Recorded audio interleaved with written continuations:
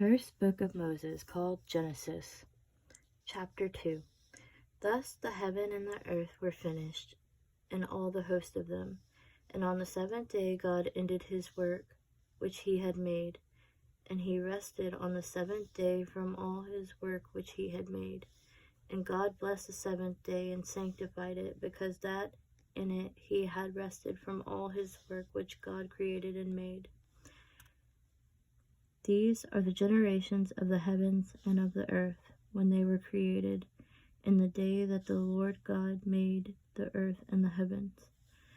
And every plant of the field before it was in the earth, and every herb of the field before it grew, for the Lord God had not caused it to rain upon the earth, and there was not a man to till the ground.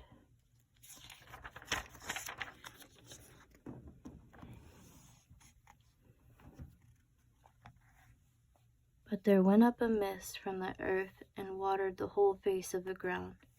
And the Lord God formed man of the dust of the ground, and breathed into his nostrils the breath of life, and man became a living soul. And the Lord God planted a garden eastward in Eden, and there he put the man whom he had formed.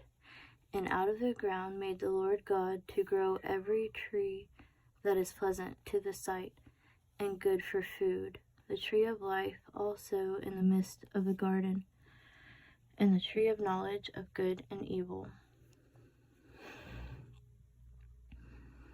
And a river went out of Eden to water the garden, and from thence it was parted and became into 4 heads. The name of the first is Pison. That is it which compasseth the whole land of Havilah, where there is gold. And the gold of that land is good. There is bdellium and the onyx stone. And the name of the second river is Gihon. The same is it that compasseth the whole land of Ethiopia. And the name of the third river is Hiddekel. That is it which goeth toward the east of Assyria. And the fourth river is Euphrates.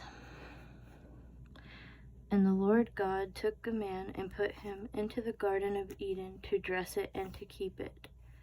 And the Lord God commanded the man, saying, Of every tree of the garden thou mayest freely eat, but of the tree of the knowledge of good and evil thou shalt not eat of it, for in the day that thou eatest thereof thou shalt surely die. And the Lord God said, It is not good that the man should be alone. I will make him an helpmeet for him.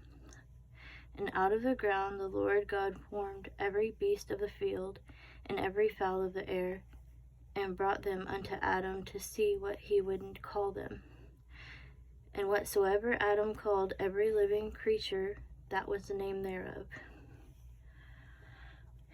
And Adam gave names to all cattle, and to the fowl of the air, and to every beast of the field.